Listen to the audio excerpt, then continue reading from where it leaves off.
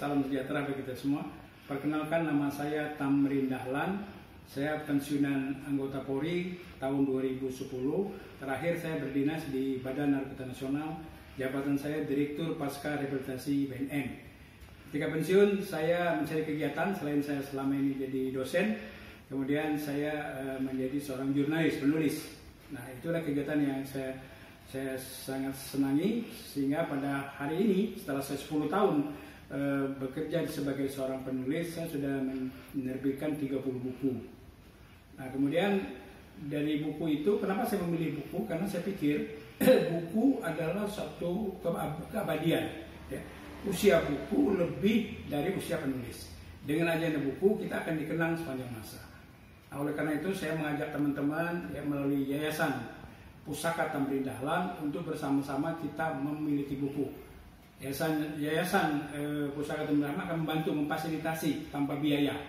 Contohnya beberapa teman kemarin kita berkumpul, mereka merasa mendapat suatu kemudahan, ya. Jadi kita komitmen dari yayasan ini untuk membantu teman-teman harus punya buku. Anda menulis, kalau tidak punya buku, Anda seperti seorang yang tidak mempunyai mahkota gitu. Nah, oleh karena itu dengan demikian, selain saya juga sebagai penulis sampai hari ini dan seterusnya, insya Allah kita akan bersama-sama meningkatkan kualitas dan kuantitas literasi Indonesia. Cukup.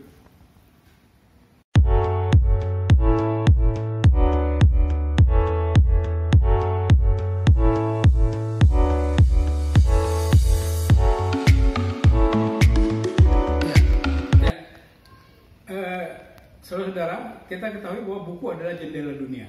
Ya. Buku adalah jendela. Ketika seorang menulis, kemudian diberikan buku, maka dia akan dikenal oleh dunia. Ketika Anda menulis dan mempunyai buku, Anda akan dikenal oleh dunia. Kemudian setelah dikenal oleh dunia, insya Allah Anda akan terkenal, akan diketahui siapa Anda. Nah, oleh karena itu, saya termotivasi sekali untuk menulis buku, menulis setiap hari. One day one article, ya, dengan moto saya pena sehat, pena kawan, dan pena saran.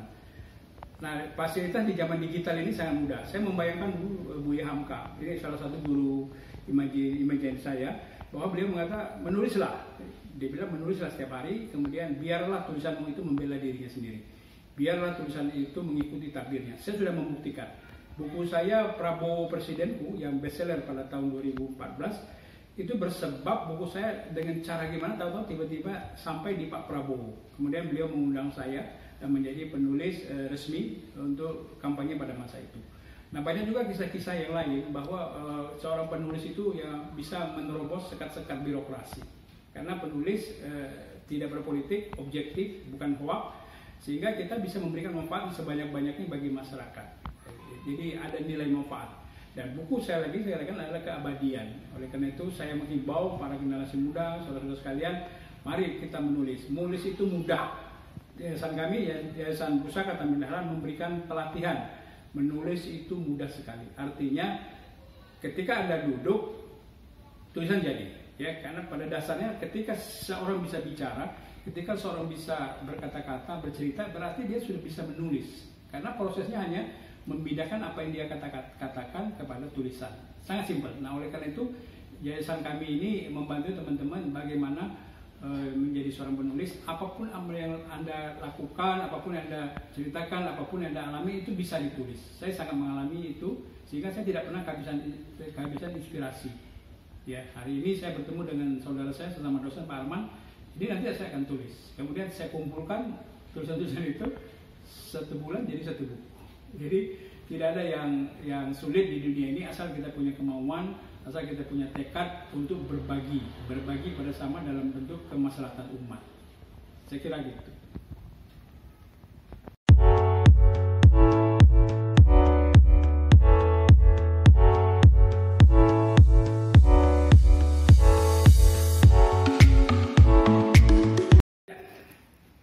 Menurut saya buku itu adalah jati diri. Saya berpengalaman bahwa saya kemana-mana bawa buku. Bawa buku artinya buku itu saya hadiahkan pada orang. Ya. Kalau orang biasa memberikan kartu nama, saya berikan kartu buku. Nah, dia akan melihat apa yang ditulis, apa yang dibaca di situ. Ya, rata-rata ada nilai manfaat. Jadi buku itu adalah jati diri kita. Ya, apa yang kita rasakan, apa yang kita kerjakan setiap hari bisa ada di dalam buku kita tulis ya. Karena menurut saya buku itu juga merupakan tulisan yang merupakan tiga bentuk ya. Pertama bentuknya reportase, liputan ya, seperti kita ketemu mana-mana kita tulis, kemudian opini. Saya suka menulis opini ya. Saya akan menulis juga mengenai kesatuan koalisi aksi itu membela Indonesia. Saya menulis ya, tetap objektif. Kemudian saya suka menulis puisi. Seperti Pak Arman juga, saya menulis pantun hampir tiap hari, menulis puisi. Ada satu buku saya kedua judulnya hadiah terindah, itu isinya puisi semua. Nah, jadi buku bagi saya adalah suatu kebutuhan, suatu hal yang sangat bermakna bagi kehidupan seorang, karena buku itu sekali lagi saya katakan usianya lama. Buku kita akan ada di Perpustakaan Nasional, ya. Tentunya untuk mendapat buku yang berkelanjutan nasional, kita harus menggunakan pada International Standard Book Number, yaitu ISBN. Nah, motivasinya pertama niatnya bukan untuk mencari kekayaan dari buku, ya, tetapi bagaimana kita diwakili dengan buku itu sepanjang hidup, ya, sampai hari kiamat buku kita akan abadi. Nah, oleh karena itu sekali lagi saya menyimak buku adalah kehidupan bagi saya. Buku adalah keabadian, karena dengan ada buku kita akan dikenal orang sepanjang masa. Seperti contoh buku Buya Hamka, penulis-penulis yang terkenal sampai sekarang. Kita nggak kenal sama orangnya, tapi dia tetap ada. Nah, itulah yang disampaikan bahwa ketika orang wafat itu ada 3 hal. Ya. Pertama, doa dari anak yang soleh, kemudian ilmu yang bermanfaat, yang ketiga amal jariah. Ilmu yang bermanfaat ini adalah ilmu yang kita tinggalkan dalam bentuk buku. Jadi ketika orang hanya bicara nggak punya buku, dia capek, gitu. Nggak terekam, tidak terabadi. Tapi ketika apa yang dialami, menghampiri dirinya, kemudian dia tulis, itu akan abadi. Ya. Dia bisa share kemana, karena pada zaman digital sekarang ini ketika kita menulis ya, buku itu bisa lari kemana-mana, tulisan kita itu bisa berterbangan kemana-mana. Ajaib, itu keajaiban dari buku. Jadi oleh karena itu mari bersama-sama kita mulai ya. Kalau teman-teman yang masih belum suka menulis itu sangat mudah. Kemudian setelah banyak Anda jilid jadikan buku. Yayasan Pusaka Tambiri Dahlan berkomitmen mewakafkan diri untuk membantu siapapun agar Anda mempunyai buku. Jadikanlah buku itu keabadian. Jadikanlah buku itu kehadiran Anda sepanjang masa. Demikian, itu saya rasakan selama 10 tahun. Saya sudah menulis sekitar 2.700 artikel setiap hari. Dan saya mendapatkan nilai manfaat. Bukan nilai manfaat finansial, tapi ada kepuasan batin yang luar biasa. Terima kasih.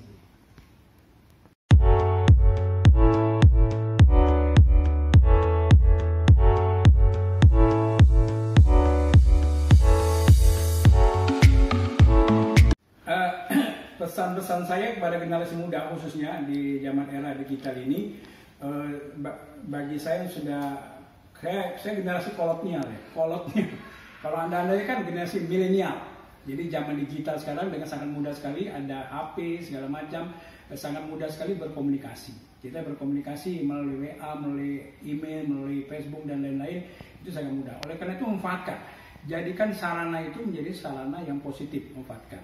Jati diri Anda adalah jati diri apa yang Anda kerjakan. Ya. Jadi jangan tergoda sama narkoba, dengan pergaulan bebas dan segala macam. Konsentrasi di pendidikan masing-masing, kemudian bergaulah dengan orang-orang baik dan gunakan kegiatan menulis. Ya. Menulis, kemudian menciptakan buku, mendirikan buku itu menjadi suatu target. Usahakan bergaul sama komunitas-komunitas yang positif, ya, komunitas seni, komunitas lain-lain, olahraga dan lain-lain, tapi yang positif untuk generasi muda. Karena godaannya sangat pada era sekarang ini banyak sekali, ya, karena dengan adanya alat komunikasi seperti HP itu, bagaimana barang itu kita jadikan suatu barang yang bermanfaat. Jadi anak-anak muda, Anda punya masa depan yang bagus, Indonesia Raya membutuhkan Anda, karena dengan sumber daya yang bagus Indonesia akan maju. Ya. Anda lah yang menjadi pemimpin. Saya mengajar mata kuliah Pancasila dan Kewarganegaraan. Saya selalu menyampaikan kepada mahasiswa saya, Anda ini adalah generasi emas, generasi yang akan menerima tongkat kepemimpinan pada masanya. Oleh karena itu tanggung jawab ada pada Anda. Ya, tanggung jawab bagi orang-orang yang berpendidikan, terutama mahasiswa, adalah yang 10% itu yang bisa mendapat pendidikan tinggi. Itu tanggung jawab Anda terhadap saudara-saudara kalian yang tidak mendapat pendidikan. Jadi tanggung jawab moral, tanggung jawab sosial. Anda lah pemimpin, jadilah pemimpin yang baik, jadilah pemimpin yang bisa mengangkat bangsa kita ini menjadi bangsa yang besar, bangsa Indonesia. Sekali lagi saya katakan, kesempatan ini besar sekali, ya. Belajar, belajar, dan belajar. Adakan Anda selalu berkumpul pada komunitas yang bagus. Jangan tergoda sama komunitas yang baik, karena itu akan menghancurkan masa depan Anda. Sekali Anda terjun ke hal-hal yang negatif, akan susah sekali untuk keluar. Jadi lihat lingkungan Anda siapa, ya. Perhatikan sekarang lingkungan Anda siapa. Kalau berada di lingkungan yang tidak baik, segera keluar, hijrah, masuk ke lingkungan bagus. Karena masa depan Anda pada Anda sendiri, tidak ada motivator yang terbaik. Motivator itu ada di diri sendiri, ya. Kemudian yang terakhir tentunya sebagai umat beragama, apapun agama, Islam, Kristen, Nasrani, Hindu dan Buddha, kita beragama, ya. Kita harus berserah diri pada Tuhan, kita harus berdoa, kita harus melaksanakan hal-hal yang baik, berakhlak yang baik. Itulah kunci-kunci sukses seorang manusia itu, ketika dia menghambakan dirinya sebenarnya sebagai hamba, ya, berusaha, kemudian bekerja, kemudian berdoa. Ya, dengan itu kita akan mendapat jalan yang lurus, mendapat bimbingan sepanjang masa kita, dan Anda akan menjadi orang-orang yang sukses. Indonesia ini ada di tangan Anda. Kita yang generasi kolonial ini secara alamiah akan hilang. Ya, Anda mengganti. Kemudian Anda nanti mempunyai generasi selanjutnya. Itu estafet kepemimpinan itu perlu sekali. Jadi orang yang beragama, bertakwa, jujur, ya, jujur dan disiplin, itu yang harus menjadi bekal kita sehari-hari. Orang sukses itu yang pertama adalah jujur. Ya. Saya merasakan dulu saya sebagai anggota polisi sampai 30 tahun, kemudian saya mengajar. Saya punya komitmen, ya, saya komitmen kepada generasi muda. Saya sampaikan. Kebetulan saya penulis. Saya utarakan dalam tulisan, saya utarakan dalam pelajaran, saya utarakan dalam setiap kesempatan bagaimana tanggung jawab moral generasi muda itu harus benar-benar hebat, harus benar-benar mempunyai tanggung jawab jauh ke depan. Siapa lagi yang akan membela Indonesia ini kalau kita? Kita jangan sampai dijajah. Indonesia merdeka, harus merdeka dan berdaulat. Berdaulat artinya dilaksanakan oleh seluruh sumber daya manusia, seluruh anak-anak muda Indonesia yang hebat-hebat. Kesempatan belajar itu cukup banyak. Pemerintah memberikan beasiswa dan segala macam. Raihlah semuanya, karena dengan pendidikan orang dimuliakan. Dengan ilmu manusia itu dimuliakan oleh Tuhan dan dimuliakan oleh manusia. Ya, kalau kita tidak berilmu, ya kita nanti level kita berada di bawah. Dengan ilmu kita menggunakan otak. Kita mengandalkan otak kita. Tapi ketika kita tidak berilmu, yang kita andalkan adalah otot. Nah, kalau otot masa durasinya paling 30-40 tahun kita sudah lelah. Tapi ketika orang menggunakan otak seperti profesor, doktor, itu dia sampai umur 80 dia masih cerdas, masih bisa bermanfaat bagi manusia. Oleh karena itu belajar, tekuni, ya, bergaul dengan orang-orang baik, di lingkungan yang baik, insya Allah Anda sukses. Tanggung jawab Indonesia ini ada di generasi milenial. Jangan tergoda pada hal-hal yang negatif. Itu pesan saya sebagai seorang generasi kolonial. Usia saya sekarang sudah 68 tahun. Yang mudah-mudahan sumbangan kami dari penulis yang menulis segala macam, kita membantu segala hal-hal yang berkaitan dengan hal-hal yang kegiatan positif. Insya Allah Indonesia lebih berjaya, merdeka.